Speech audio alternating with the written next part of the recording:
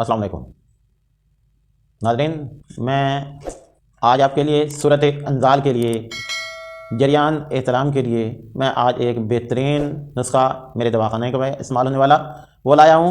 आज इस नुस्खे को गौर से सुनें, इसे तैयार करें और इस्तेमाल करें और दुआओं में याद करें। नाज़रीन, सूरत अंज़ाल क्या है?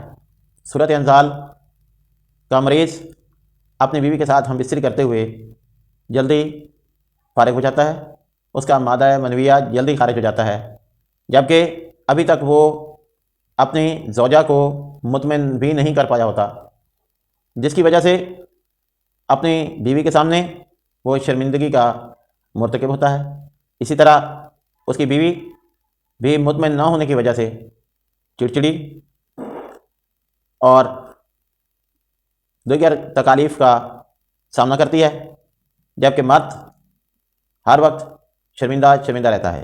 जबकि दूसरी तरफ अगर किसी शख्स को इत्लाम होता है और बहुत ज़्यादा इत्लाम होने लग जाता है तो वो भी कमज़ोरी का बायस बनता है, उसके लिए भी प्रॉब्लम सूरत अंज़ाल जैसे ही बन जाते हैं। इसी तरह जरियान जो कि एक मूज़ी मर्ज़ है, मर्ज़ को खोखला करके रख देती है।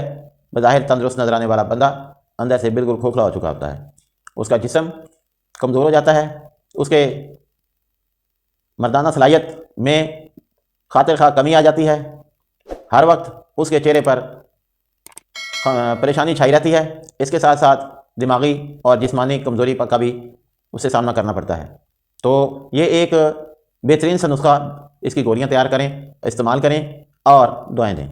तो मेरे इस नुस्खे को सुनने से पहले आप मेरे यूट्यूब चैनल को सब्सक्राइब करें और जो पहले सब्सक्राइब कर चुके हैं उनका शुक्रिया। इसके साथ साथ बेल आइकन को भी दबा दें ताकि हर मेरी नई आने वाली वीडियो आप तक बर वक्त पहुँच सके।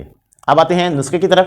तो नुस्खा जो है एक बेहतरीन और कारआमद नुस्खा है, हब्बे निशात। मज़े की गोली, इसका नाम है हब्बे निशात है।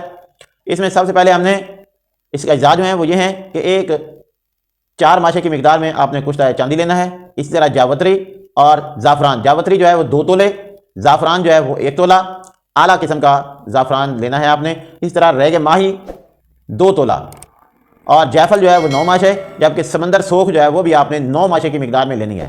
अब इसमें आखिरी चीज़ जो है वो मुश्क है, वो 1.5 माशे की मिकदार में लेना है। एक ये कीमती चीज़ है, बाकी तो आसानी से दस्याब होने वाली, दस्याब तो ये भी आसानी से हो जाता है, लेकिन बहरहाल ये एक कुछ कदरे महंगी चीज़ है।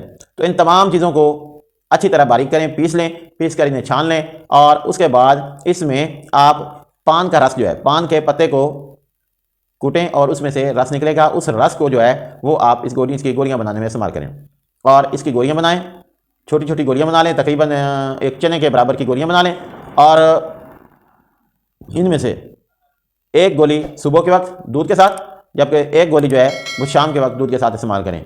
इंशाअल्लाह चंद ही दिनों में आप सारी कमजोरियां भूल जाएंगे और एक ताकतवर और बावकार शख्स बन जाएंगे। मेरे इस नुस्खे को बनाएं, इस्तेमाल करें, दुआएं दें और कमेंट्स में मुझे इसके बारे में बताएं। आपका शुक्रिया।